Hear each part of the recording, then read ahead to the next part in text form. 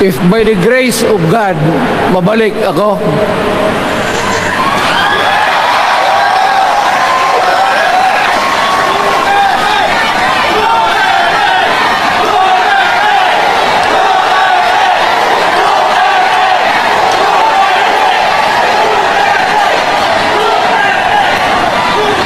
milagro lang naman yan, hindi ba yan totoo? Utang ina kung mabalik ako, arestuhin ko kayo lahat for the swindling of the Filipino people. Bongbong bangag yan.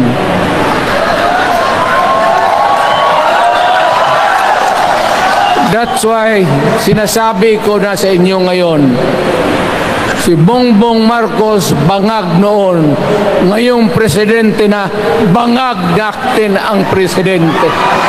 Noong unang panahon, wala naman tayong kamuang-muang, wala naman tayong kalaban, wala namang nagagalit sa atin.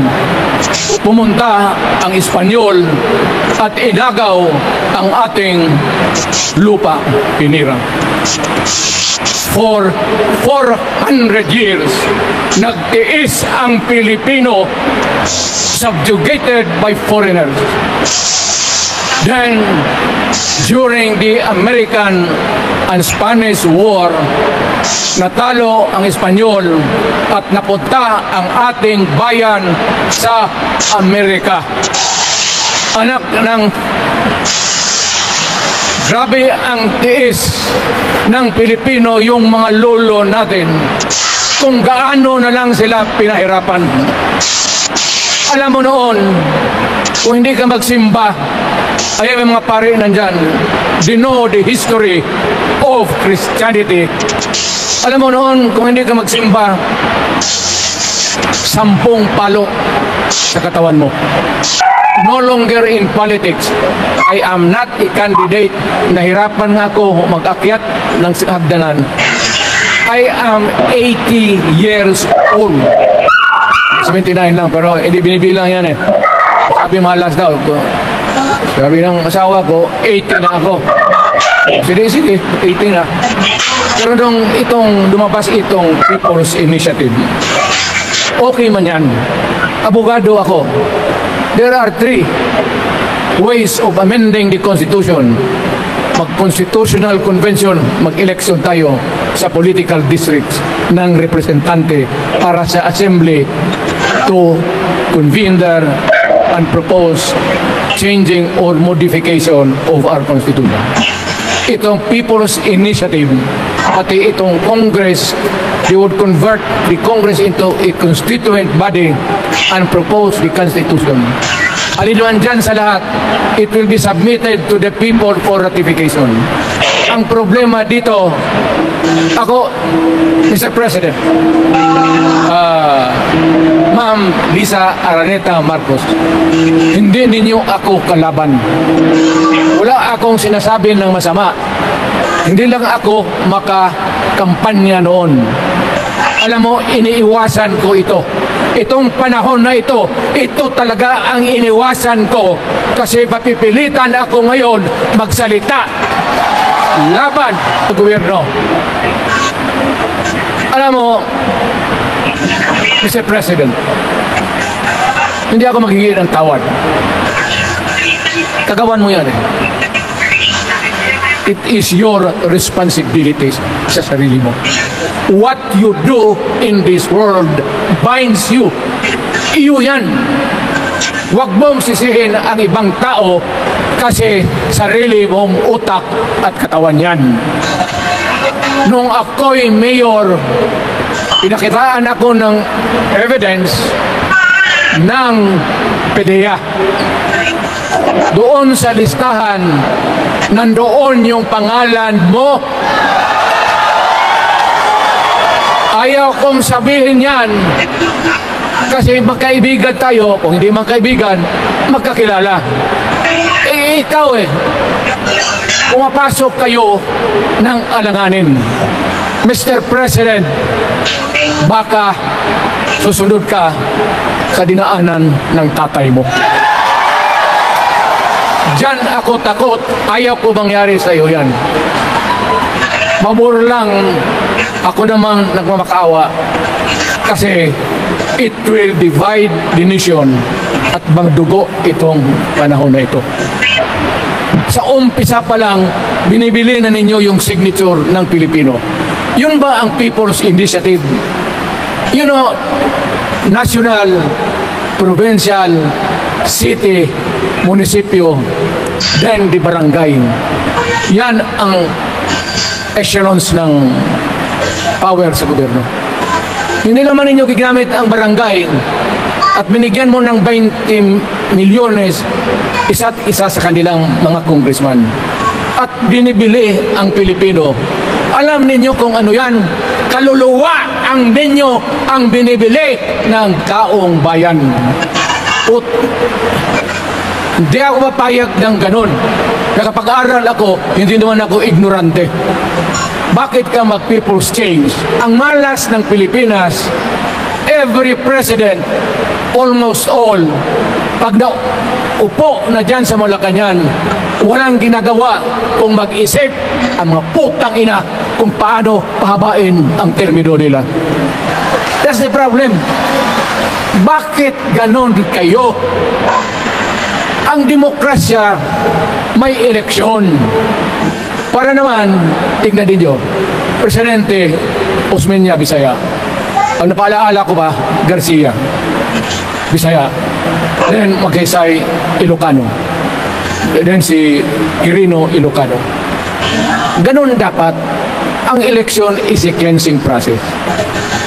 Gumagalaw yan, huwag mong pigilan.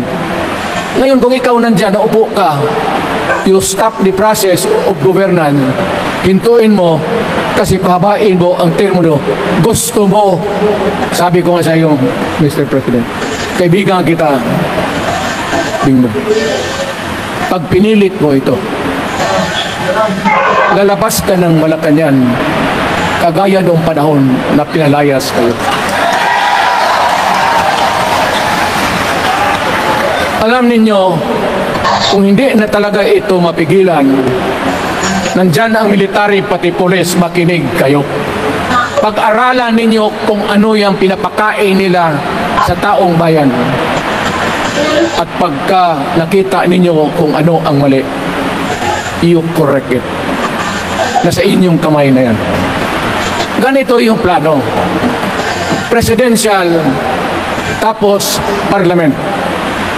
Ang presidential, lahat kayo, ako, ikaw, lahat, hanggang doon, nagboboto, direct vote to elect a president. Itong parliament, prime minister lang ang magboto, yung mga assembly who are the congressmen now. Putang ina ninyo, wala akong tiwala sa inyo. Wala kayong prinsipyo, bukang pera kayo lahat. Yan ang totoo. Kaya gusto ko, pag nagka-letse-letse nga pumasok ang military, palitan ninyo lahat. Arestuhin ninyo kasi nagsasayang ng pera at yung ginagastos nila is a fraud, swindling ang ginawa nila. You must account for the wasted money, for the money that you bought the signature of a Filipino. Bribery. Magdasal lang kayo. If by the grace of God, mabalik ako,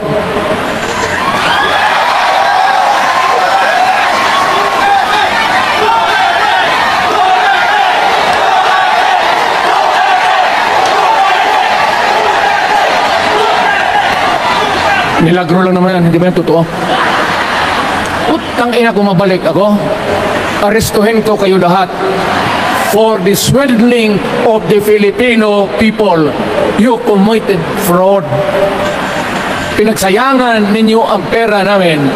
People's Initiative does not involve buying the vote or the signature of the Filipino.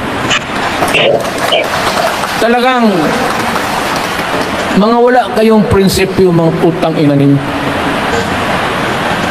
Yun naman, paski ano ka, diyan katagal ako. Yan. Yung sa likod ko, umupo ako dyan. Vice Mayor ako. Diyan, mayor ako, pinakamatagal. Naging congressman ako. Presidente. Kayo, nagpasok sa Congress, eleksyon, nanalo, Seiko. So parang ganito, yung mga, para sa mga dalaga pa ito yung lalaki. Pasok niyan, Seiko. Paglabas niyan, pagkatapos, Rolex na. Pumunta ng Malacanang, nakatamaraw. Paglabas niyan, nagka-Mercedes-Benz. Busog kayo lahat. Tingnan ninyo yung mga bahay noon ng mga congressman at tingnan ninyo ngayon kung ano kayaman sila, lalo na yung mga bahay nila sa Maynila.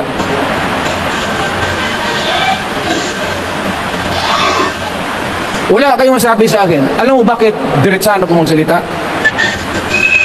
Ninipahat, wala ako. Paglabas ko sa Malacanang, lipat ako dito. Punta ako sa bahay ko para mag-retire. Ayaw ko sanang bumalik. Ayaw ko na. Matanda na ako. Putang ina, napapandol lang ako dyan eh. Kaya lang, marami akong magandang naisip kanina papunta dito. Kaya yung sumasayaw lang kasi yung mga alin. Nabakante tuloy, nakalimutan ko kung ano ko lang sa mga. Huwag kayong magpaluko. Alam mo, Parliament, ang ambisyon niyan, karamihan, galing kay Lisa Marcos, pati kay Romualdez. Bongbong bangag yan. That's why, sinasabi ko na sa inyo ngayon, si Bongbong Marcos bangag noon, ngayong presidente na, bangag natin ang presidente. Kayong mga military, alam ninyo yan. Lalo na yung nasa Malacanang. Alam ninyo, the Armed Forces of the Philippines, alam ninyo, may drug addict tayo na presidente, putang inang yan. Ayun ang, bakit ako nagkaroon ng kaso ng ICC? Sabi nila, pinapagpatay ko raw yung mga drug poser at drug addict. Mabutit na lang, wala na ako sa pwesto, baka kasali ka pa. No, Mr. President, pinilit ninyo kami. Kayo yung nag-ano, sa Bisaya, kinikito yung Pilipino. You are testing the waters, not even. You are, pushing to the limits ang pasensya ng Pilipino. Huwag na huwag mong gawin yan. Huwag mong gawin yan, huwag mong ituloy yan, kaya makagulo. Pag hindi namin napilitan kayo sa mga rallies, sa aming mga boses, ang sentimento namin, ako'y sinasabi ko sa military, nag-hemorrhage ang bayan, gastos dito ng gastos doon.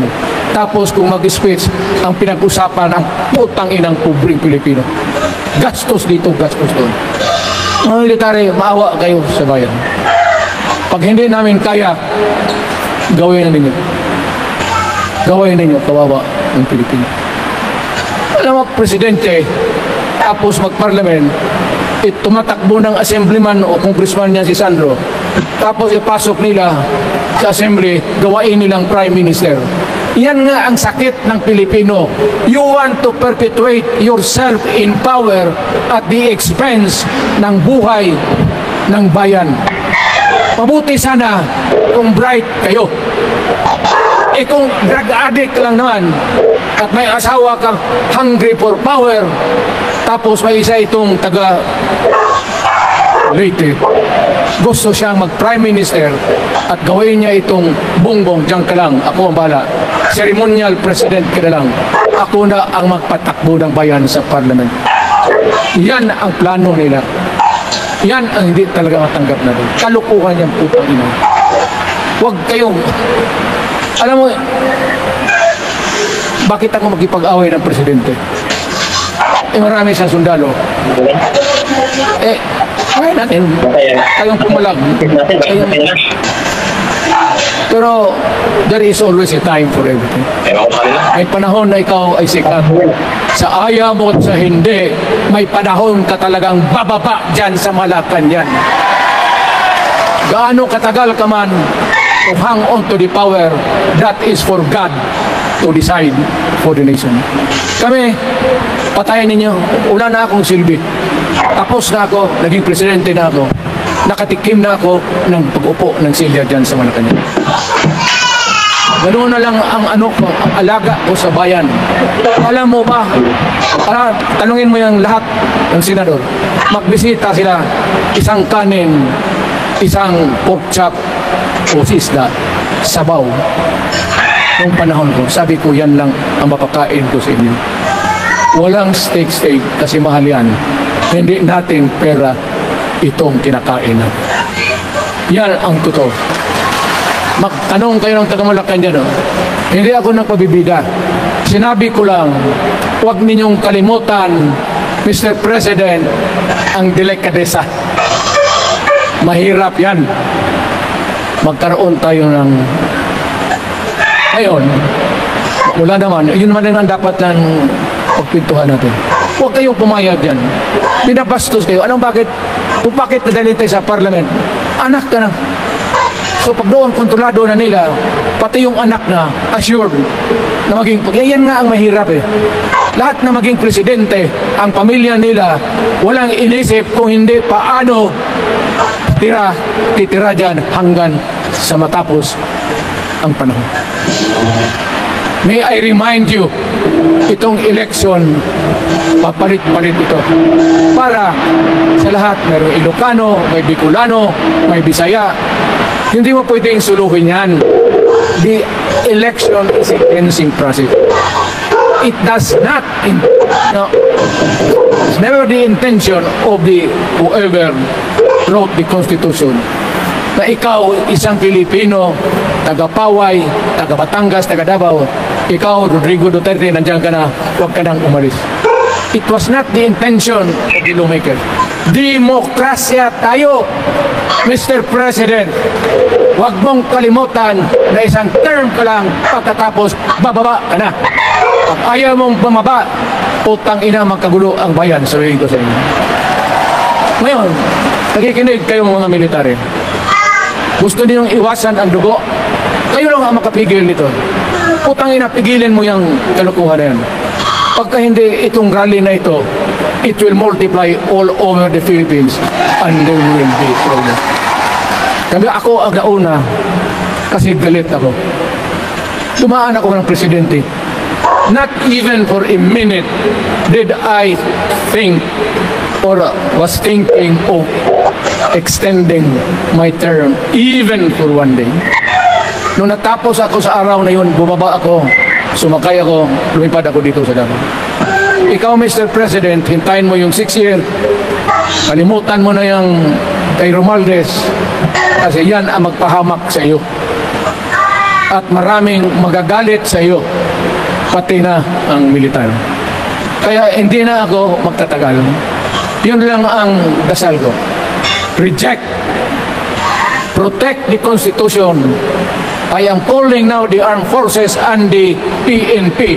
Protect the Constitution. Trabaho ninyo yan. Huwag ninyong kalimutan. Kami, inyong dapat.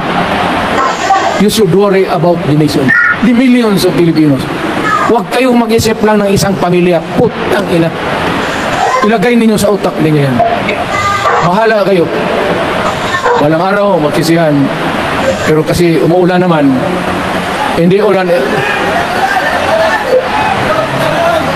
Hindi, shower lang yan sa Malacanang, ginagawa nila, pasirit doon. Wala naman rin akong masabi. Kasi hindi ba nito eleksyon? Nakafocus lang ako sa People's Initiative and the way that they are handling the process of the People's Initiative. Ang nangyayari ngayon, hindi yan People's Initiative o hindi buying the people for their signature. At paumpisa pa lang, bayaran na. At Maniwala ka ng konstitusyon na labasan maganda kung pirapirahin lang tayo. Balang araw, wala na ako sa buhay. Maybe 10 years, 5 years from now. You might want to change some provision. Eh sabi nila, the usual excuses, economic provisions lang ang aming pakialaman. Putang ina, huwag kayong maniwala dyan sa mga yawa na yan. Puro kasi sinungaling ang mga ulol.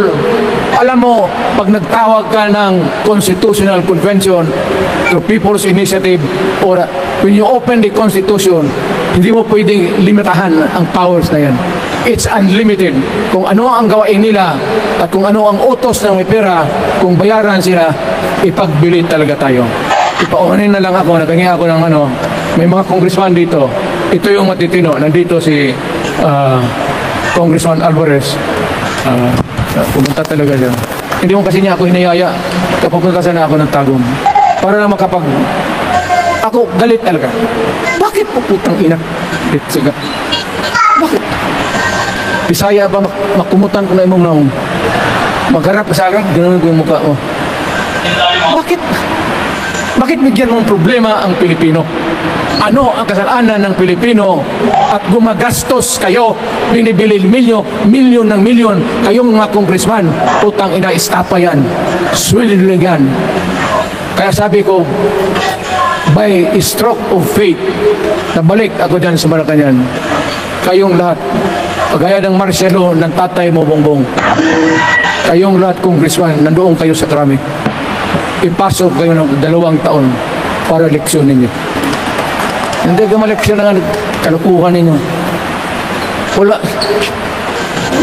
Hindi pa nga naayos ang kati. Ano bang, what's wrong with the Constitution? Tell me. Kung hindi yung inyong ambisyon. The real purpose itong constitutional changes sa People's Initiative is really to perpetuate those who are in power. Yan na lang ang tanong. Marami akong sabihin, maybe kung patayin nila ako, patukin yung aeroplano, wala na tayong magawa. Ngayon kung sino, alam mo na kung sino, yung sa Malacanang. Doon ang aristuhin ninyo. Sila nagpapisa ng kaluhan. Ladies and gentlemen, I am very thankful. Nandito kayo, mga Tagalog, Bisaya at Taga-Maynila. And I hope that we will continue to love our country. Magbigay sila ng pera, tanggapin ninyo. Pera ninyo yan. Hindi ba ninyo na sa isip ninyo? Bigyan kayo ng 1,000, 100, tanggapin mo. Pera ninyo yan. Pati yung sa bulsa nila, kinakain nila, at pinagpili ng bahay kung saan-saan, pera ninyo. So, make sure na bago kayo lumabas sila naman sa mundong ito, may panahon lahat, mamatay tayo. Mag-iwan kayo ng isang prinsipyo. Sabi ninyo sa mga anak ninyo, tinanggap ko yung pera kasi pera natin ito, ibili natin pagkain. Pero yung prinsipyo natin, huwag natin ipagbili. Yan ang iiwan mo sa mundong ito para sa mga anak ninyo. At yan ang dadalhin mo sa langit. Pagka sinabing, San Pedro, anong nagawa mo? May ginawa ako para sa bayan. Tapos magsabi San Pedro, ano pa? Yung mga ibang bagay na ginawa mo, mga kasalanan, mga kabit, gano'n. Sabihin mo kay San Pedro, nandito ako sa langit para makipag-isa sa Diyos. Pag hindi ka tumahimik, yung manok mo, hawakan ko, ilambus ko yan sa ulo mo. Utang ina ka. Buksan mo yung kwartahan at papasok tayo, magkita-kita tayo sa langit. Lahat kayong hindi nabili, sigurado ako, langit kayo. So, kaya basing anong kasalanan niyo, okay na yan. May guarantee na kayo yung passes. Mahalaga yan as a matter of principle. Prinsipyo sa tao. Maraming salamat po.